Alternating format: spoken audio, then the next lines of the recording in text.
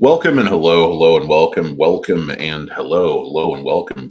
Thank you for joining me on an extremely special, I believe it could be a life changing, earth shattering, groundbreaking special edition of Un Poco Mas, the show where we give you just a little bit more. Let me start off by just saying welcome and hello, hello and welcome.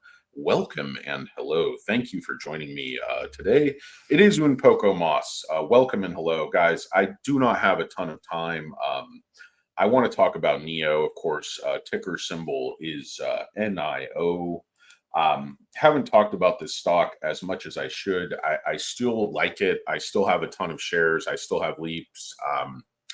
I've added to my position at the bottom. I want to just talk a little bit about the macro, how I see kind of the overhead airline view of the stock, of the landscape, and kind of EV technology, but more so power generation, power grid, power storage, power delivery. I think Nio is all of those things. I think people really misunderstand what this company can be. It's about controlling the standard.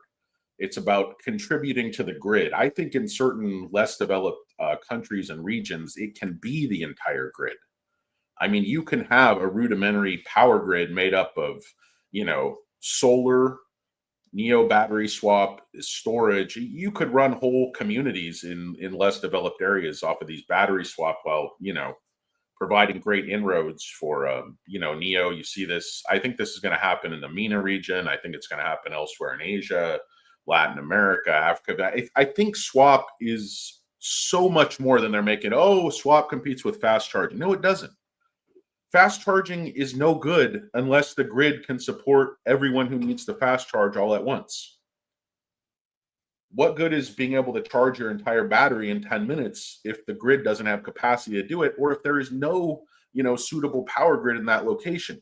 One of the hardest things that Nio has actually done is found thousands and thousands of sites, got regulatory approvals, got permits from these regional, state, all these governments you have to do.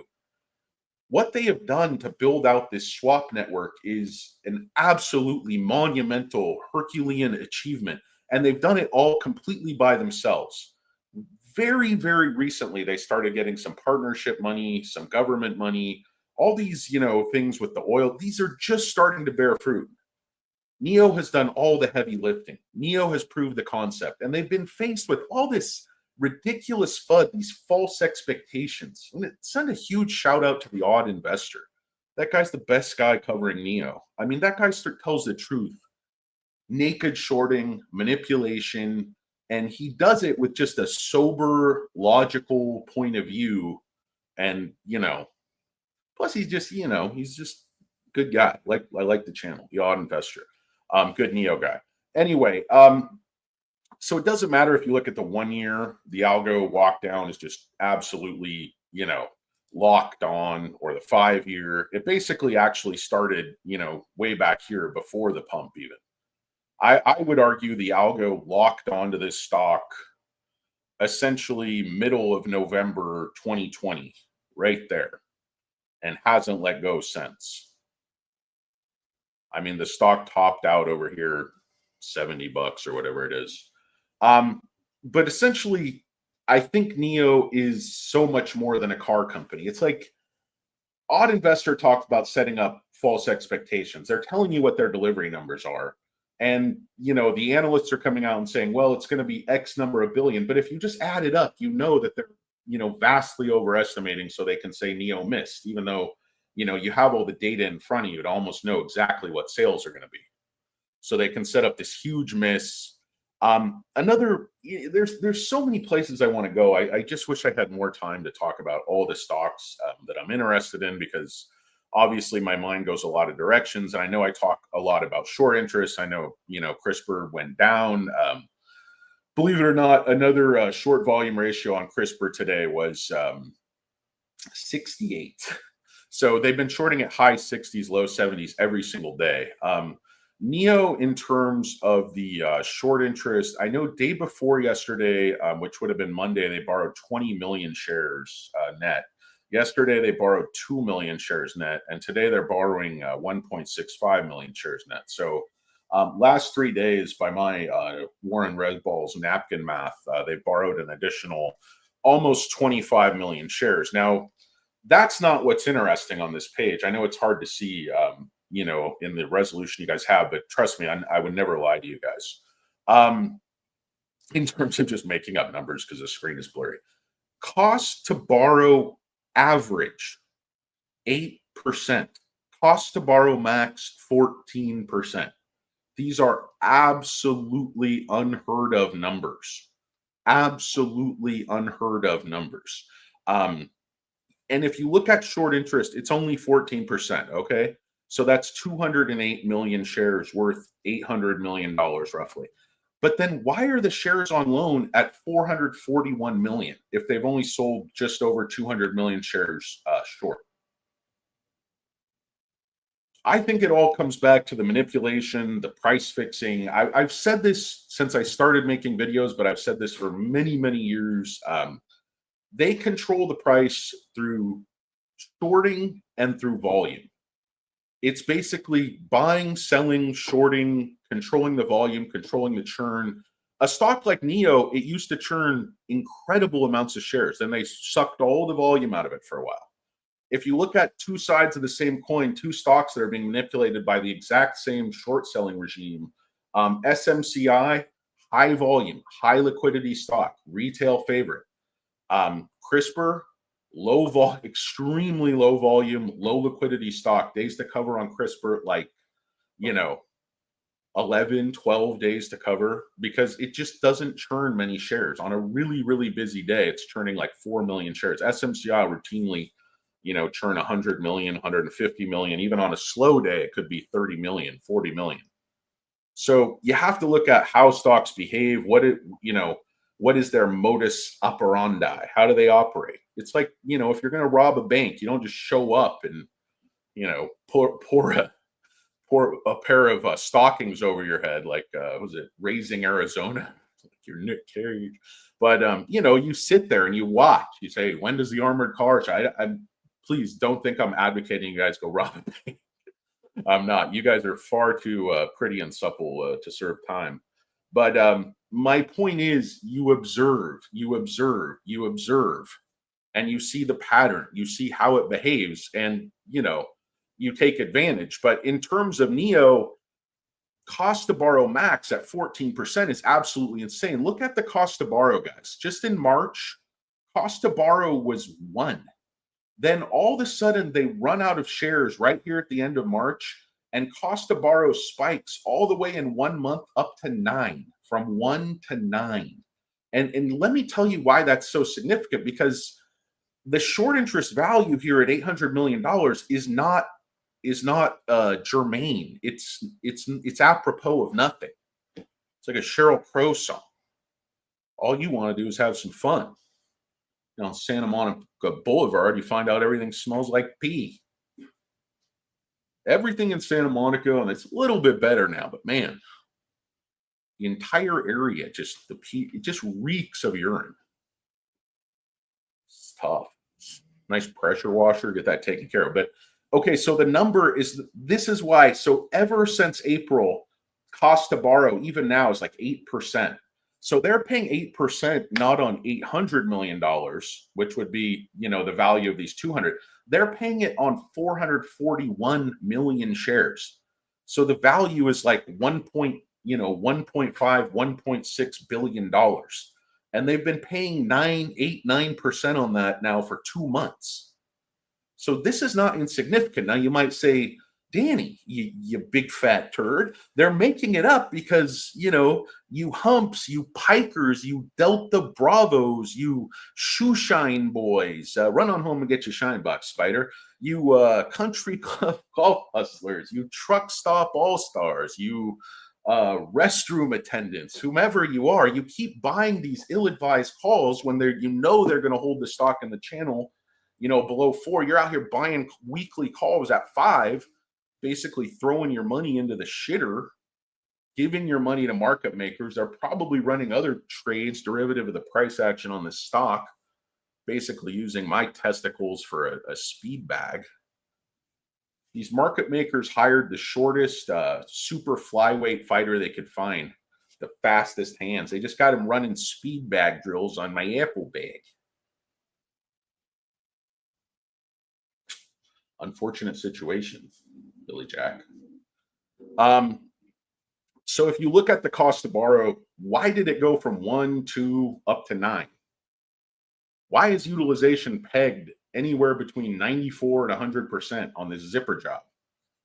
Why did they control the price by the I mean, there was a chart I showed. If you look at my photos on my posts, I don't know if you guys know, I post like photos, sometimes the charts, just give you guys a little update when I just want to screenshot something, just screenshot it for you and maybe ask you a few questions.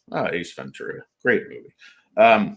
Anyway, so, you know, I posted it up there, but essentially at this cost to borrow, I don't think it's sustainable. Just people aren't throwing that much money into calls. I know because I've sold so many Nio covered calls that the premiums aren't that good. They're not that juicy and the volume's not that great. People, you know, people have kind of given even a lot of us bulls, even a lot of us cockeyed optimists have given up on this stock, you know, breaking out eminently. Nio going? Wake me up. Wake me up from my nightmare when it goes up, Auntie M. Just click your testicles together 3 times, and you'll find yourself at a smorgasbord, such as a king's table buffet, where whence you leave in less than 10 minutes, you're not even able to drive home. You already have explosive diarrhea. Little secret, never eat at buffets. All you can eat sushi. All you can eat sushi is a bunch of crap. So all you can eat rice. Balls of rice. How much rice can I stuff in my pocket? Oh, those are premium items? Oh, extra charge? Only one? Yeah, fuck you. I look like I'm looking for something light. Look at me. Look like I came in here to this all-you-can-eat establishment looking for a one course. This ain't a body by one course, Hostetler. Guys, let me just tell you something. Jeff Hostetler, hostile and agile, his commitment to excellence is obviously unparalleled. But the man has the best mustache in the history of football. He got a parallel transfer right out of the NFL, right to the California Highway Patrol. No further training, simply based on the quality of his mustache. What's up, J Mac? The great Jeremy Miller's joined us. Alfred E. Miller.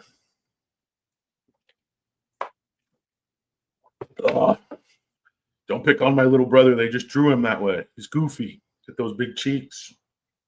It's not his fault they drew him that way. You mean he was born that way? No, he's a cartoon, stupid. What the hell are we talking about? Made up Jeremy's special needs brother. It's the Mad Magazine guy.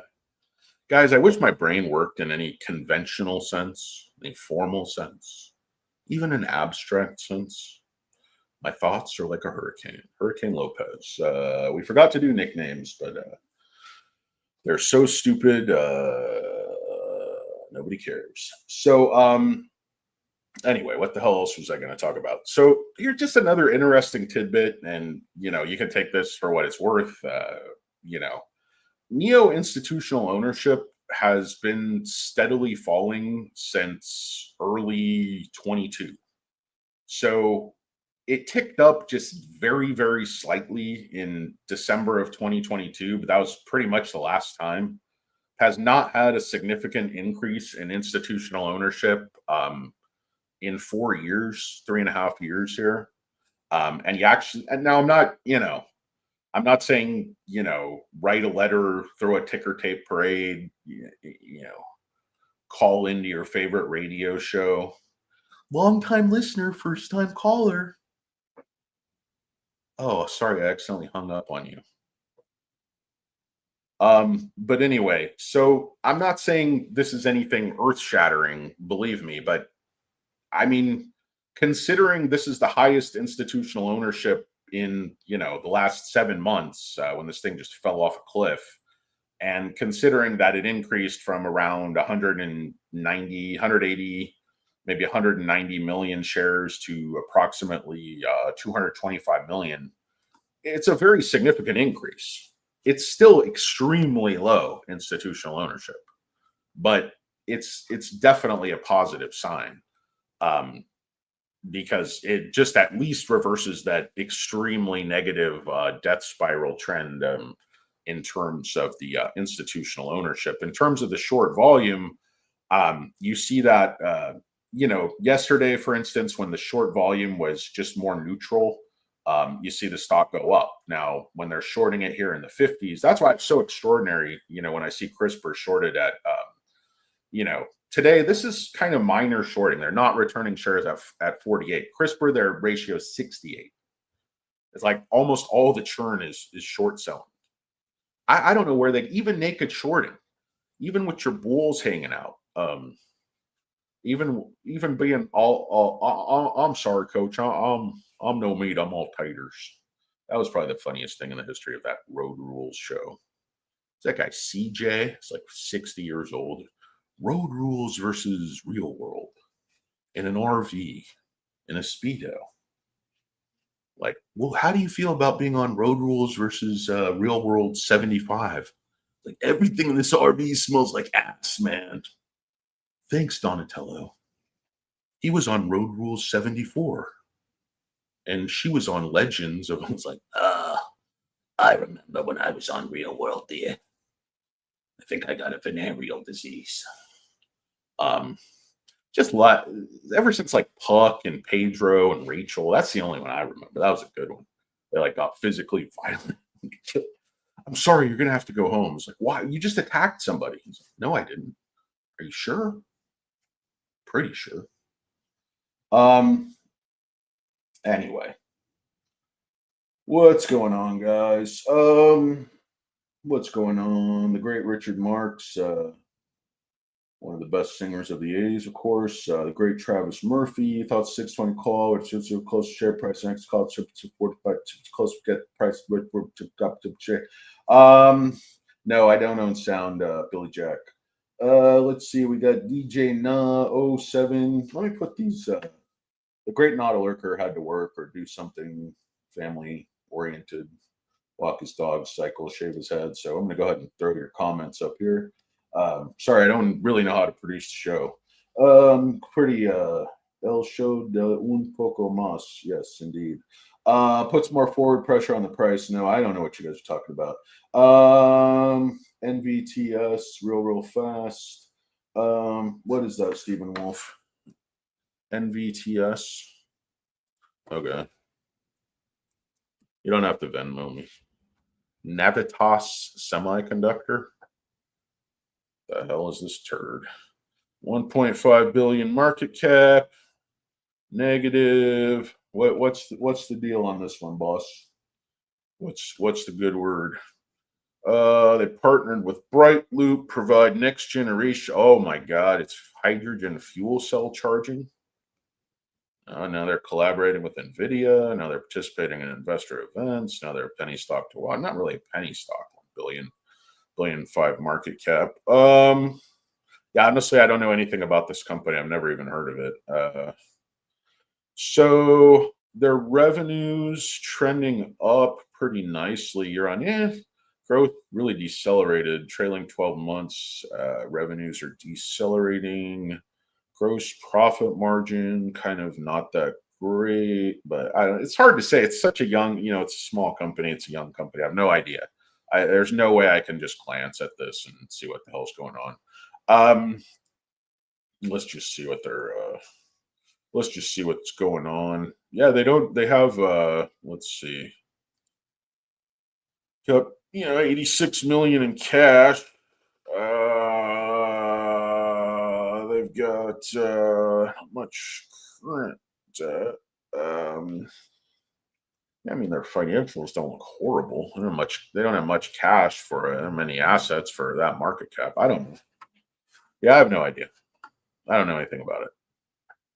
It looks like it could be good, or it could be bad, or it could be neutral, or it could go up, or it could go down. I have no idea. Oh my God, what the hell happened here? So it's a $2 stock. I mean, obviously it's got a lot of momentum. It's kind of back to the same. So this is where exactly where it petered out back in 2023 on its last move. The last move was a lot more sustainable. It went to 10. 10 was resistance here, here, here, and then you caught some resistance here at 8. So it looks like it's trying to reverse again at 8. Volume is descending. Volume has come down way back to, it was, what are we talking about? 102 million. Over here, you're 500 million. So 100 million shares churning is still a hell of a lot. I don't know. I guess I was supposed to be talking about Nio. But anyway, guys, so getting back to Nio, you see, like, here's the narrative and why I think it's completely false.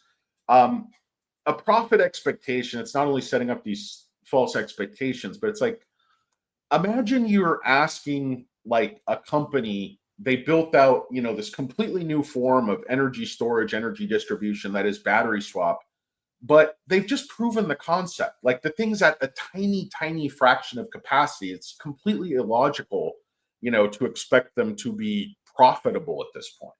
Of course, they're going to be burning a lot of cash. They're selling very few cars. Now, the fact is, with less than 1 million cars, almost every single car, if you kind of do the math and average it out, they swap more than once a week. People love swap. People absolutely love to use battery swap. It's by far the better solution to charging every way, shape, and form. Takes all the worry out of owning an EV. The depreciation, the failure of the battery, the cost of replacing the battery, the range anxiety. I mean, Nio has covered all of China on their own dime for something that should be really thought of as more of a public utility. But they own it. Why do you think CATL wants to buy their energy business? Because they see what Nio has accomplished is almost impossible. I don't think anybody thought Nio was going to ever get off the ground, much less cover the entire country of China, top to bottom, with these batteries, thousands and thousands of them that work flawlessly in like 2-3 minutes. CATL sees it completely. And CATL owns, 44% of the market to BYD's 24, 25, whatever it is, in terms of battery installations in China. So they have this new executive, blah, blah. Firefly kicks off insurance registrations. They had a total of 4,300. So not a huge week, but still pretty solid. Shipping a lot of these extremely high-priced ET9s, which is good for revenue, good for margins. Of course, this was big news. People think this is pretty important, that Nio is going to supply batteries to McLaren. I think that's an important tie-up in terms of inroads into Europe. Nio is obviously was very involved in the Formula E racing circuits, supplying the batteries and stuff. I think maybe even the cars. I'm not really sure. I can't remember, but sorry, mini water.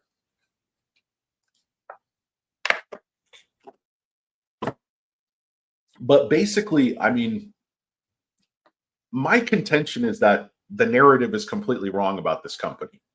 Like market psychology, how the market makers want you to think keeps you poor. It wants you to covet winners. It wants you to chase runs. It wants you to tie up your ego and your manhood with whether your stocks are going up. And when your stocks go down to the bottom, you're supposed to feel like a loser because you're a bag holder. You don't want to be a bag holder. Stop being such a bag holder. You want to sell losers, right? You want to hold winners. With that psychology, you'll never take profits. You'll never buy the lows. You'll never pick appropriate beneficial entry points. You'll never average down when market makers crush good stocks, which is how you build wealth. Now, if you want to do the IBD can slim, swing turd, the upward slopes for 3 weeks and get in and get out and make your 15%, God bless. Health and happiness. De salud, Don Corleone. I think 1.5 million is only finance. So de salud. He's good with a knife, but only in matters of business. Did you hear that from him, Mr. Stomp? I never wanted an Irish son. But Tom Hagen's here. And Robert Duvall is such a great actor. I said, hey, he doesn't really fit the plot, but plug him in. Why not? I got a washcloth stuffed into my face trying to do this accent. Can't be nearly as bad as Pacino and Scarface. I mean, what is that? Even the great Robert Loggia wanted to walk off set over that accent. It's horrible, horrible, horrible, horrible accent. Hello, hustlers for it's a personal pleasure. Tony, what are you doing with your accent? It's terrible. It's so inconsistent. It's patchy. It's more patchy than the bronzer you're wearing. I don't believe you're Cuban, Tony. I don't think that's in the script, Frank. No, I know. I ad-libbed it, but your accent is terrible. This whole movie is a complete terrible piece of shit. Only bunch of psychopaths who want to be gangsters watch it on repeat. Corrupts their mind more than video games, Tony. Can you kill him? You can kill him, Tony. He's like, whoever says you lost one. Manolo, kill us, boss. Okay, Tony. Whatever, man. You're so sure. Yeah, my cousin Angel was super sure. It was shorter than me. But at least he's Latino. Is that Michelle Pfeiffer? I think it is. Oh, I have no idea what I'm talking about. Anyway, back to this horrible piece of crap video of mine. So like they want you to focus on past negativity so you'll sell at the lows. And I keep saying this: sell the dip, smell the rip, right? I don't know why this thing's. Hopefully, this isn't playing a sound for you guys. I don't know, it's pop-up ads. But anyway, all the negative of the past, clouds of judgment. You can see this in my description, so we can't see the future. Like, you know, those guys that they are, they're running a marathon, and you have that jabroni who like he jumps out of the crowd with like, after they run 26 miles, there's like 0.2 miles to go or whatever. And he just runs the very end. He just comes out of the crowd, like sprints to the end. Everybody like congratulates him. They realize shortly thereafter that, he's an imposter or whatever. But my point is, don't look at a company like Nio that's conquered the mountain, overcome the impossible, gone through this arduous journey, had to burn a lot of money. Don't just look at the past as an and say, hey, I can buy this stock right now in the threes. A lot of people were buying it at 10, buying it at 30, buying it at 60. There's a lot of, stocks are not good or bad. Stocks have valuations.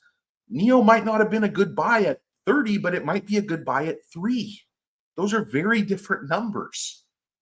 Wasn't a good buy at 70. Might be a good buy at 375. Want to get about 350. You gave that Loch Ness Monster 350? Where to go there? Oh, no. Big South Park fan, by the way.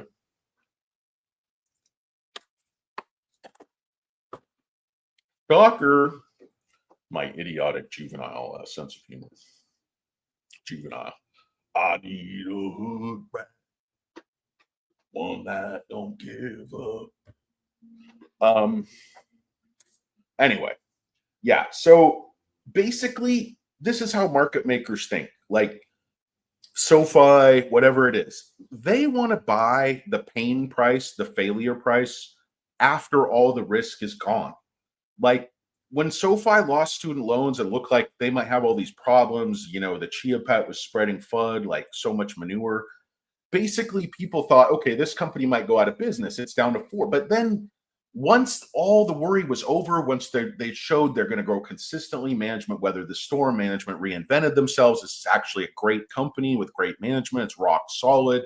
The growth is more consistent than any history and public company in history in their first 5 years, practically. Unprecedented, incredible management. Anthony Noto, Sir Anthony Noto. I'm actually knighting him in a private ceremony. Going to be an all-you-can-eat Brazilian barbecue. What? It's an experience, guys. It's an experience. What? All-you-can-eat meats, guys. Skewers of meats.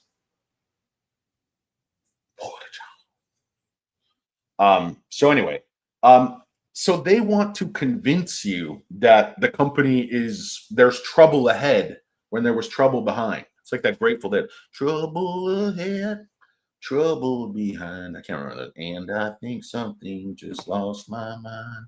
I don't even know what song that is. But anyway, so they want you to believe just because there was trouble behind, there's necessarily trouble ahead.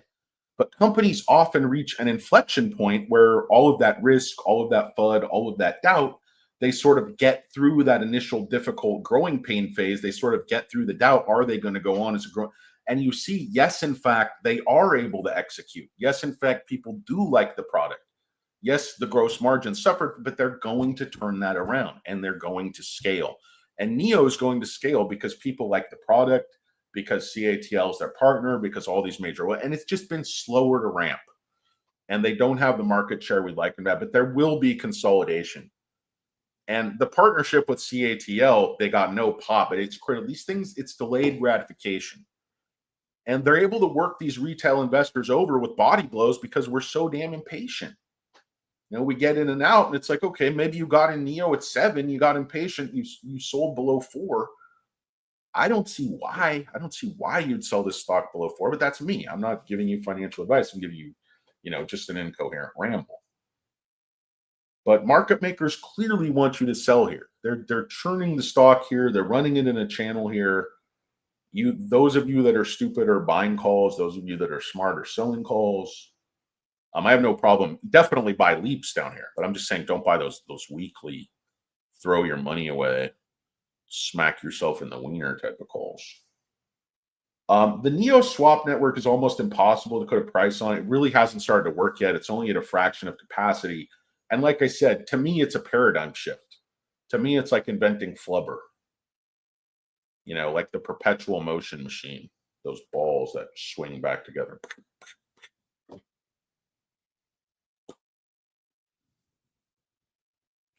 So yeah, it's at a tiny fraction of capacity. This would be like selling a money press before you bother to turn it on for scrap value. Hey, I know I can just print money in the future at these incredible margins, but I'm going to sell my money press now. So I want a new big screen TV. Delayed gratification isn't my thing. I want it now, now, now. I love ranch dressing. I'm a fat American. Anyway, I don't know. I have no idea what this video was about. Completely pointless, idiotic. Billy Jack looking for a sort of a good from far, but far from good young lady. Looking for a solid 2 to 3, and he's going to analyze his investments. Hey, Billy Jack staying in his lane. I like it. What's up? What's going on, Payush? Yeah, Oracle, that's a pretty good omen for the overall tech sector. They're right in the middle of that B2B build out, infrastructure, the whole thing. What's up, Maria Powell? How you doing? What's up, Forever Forgiven? Yeah, Forever Forgiven, I think this stock can go absolutely insane. I mean, they're borrowing $1.6 billion worth of shares at 8%. I mean, if people just stop throwing the money, everything would go up. I mean, it's just not sustainable for market makers to keep dumping here. But it's the same thing they're doing with CRISPR. It's just every single day naked shorting. And if they can win that war of attrition with enough returners every single day, then it just fuels the fire. It just keeps them going for another day. Welcome and hello and welcome to the greatest, just in my opinion, greatest person in the world. Great Princess J. Welcome and hello, Princess J. Thank you for gracing us with your presence. We got to give Princess J a wrench for sure as a moderator. She doesn't want to be a moderator. I think she secretly hates the show. But she loves me, so I'm a lucky duck. I'm a lucky man. You wouldn't believe it by listening to me, but I'm just insufferable. I'm a complete defensive Karen turd. And I don't like to do fun stuff. I don't have friends. I don't have a great social life. Just basically a complete turd. With this wonderful, wonderful, amazing, genius woman tolerates me. Sweetheart, I love you. Anyway, guys, remember what's important. It's not if your stocks go up or down, but it's definitely, how you treat the ones you love. Remembering what's important, your priorities, and not being just a big, boring sack of shit with crow's feet. Honey, I can't sit in the car. My back hurts. Oh, okay, honey, whatever you say. What's wrong with you? What was that, dear? What's up, Alberto Berdiablos?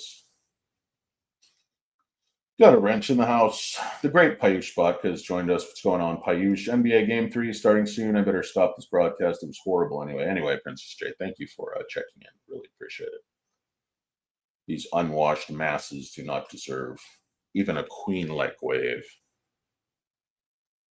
That's how Princess J greets me. The queenly wave. Hello, peasant. No, not really. She's the best. I'm the worst. Anyway, guys. Billy Jack, women can't stand him, but he gets the job done. Okay, Billy Jack, come on. But it's 1 a.m. I'm sleep. Get you and your penis over here, Billy Jack. All right, I'm on the road. I'm in my F-150 right now. I'm in my 88 F-150. I'll be over there. I already have a boner. So no lady already hung up. So just get over here. I don't need the fucking play-by-play, Billy Jack. Chub up on the drive already. Much to her chagrin, Billy Jack stopped because Jack in the Box hadn't closed yet. Woman's just over there waiting for a booty call, and Billy Jack's just waiting for the fryer to heat up so he can get an order of the jalapeno poppers. Dude, Billy Jack has willing ugly girl sex waiting for him on a booty call, but he's in that fucking line with the high teenagers at Jack in the Box, just waiting on an international smorgasbord tour of the world. It's like, I'll get a little bit of everything. I'm gonna get the egg rolls. Let me get me the jalapeno poppers going to China. Then we're gonna go to Mexico. I don't know if jalapeno poppers are Mexican food technically. Latching onto the jalapeno. I don't know whatever other foods. I haven't been to Jack in the Box in a long time. How did this show become a commentary on Billy Jack's sex life and dietary habits? Time he gets there, he's just full, just bloated. Where you been, Billy Jack? I was horny 3 hours ago. Did you know they're doing a new grilled cheese ultimate cheeseburger where they stuff 2 quarter-pound patties and some of that Jack sauce and 8 slices of cheese between 2 grilled cheese sandwiches? I was talking about sex, not cheeseburgers. By the way, Billy Jack, I'm projecting, so take no offense. What's this person talking about, Manolo? I can't watch. Scarface is unwatchable. It's just an unwatchable piece of shit. Sorry. There's some good performances in the film. I mean, to be sure, but dude, the script and the acting and the music, it's too much, man. It's like a glitter bomb farted on a movie. Yeah, absolutely. Hardee's Carl's Jr. is way better than Jack in the Box. I don't eat really any fast food. Occasionally, I'll get some In-N-Out. Occasionally, I'll get 2 orders of chicken strips at Chick-fil-A. And a chicken sandwich. And some waffle fries. Occasionally. I may go to Wendy's occasionally. You know that Wendy's beef's fresh, never frozen. And I know that because I'm health conscious. Not going to eat formerly frozen beef. Not going to do that to my arteries. If I'm going to inundate them with horrible saturated fats, polyhydrogenated oils, added sugar to everything. Why does a hamburger bun need 80 grams of sugar? Answer me that, Dave Thomas, instead of writing a book about your family values. My grandma used to have that Dave Thomas book on the back of her toilet, so I read it. It's not bad. Anyway, guys, I don't know what this video is about. I have to pee, so I'm going to go. I hate you all. Thank you, Birdie. Thank you, Princess J. I love you. You're the best. Thank you, Payush. Thank you, Billy Jack. You're a good sport. And a chunky monkey, just like me. Peace. I'm out.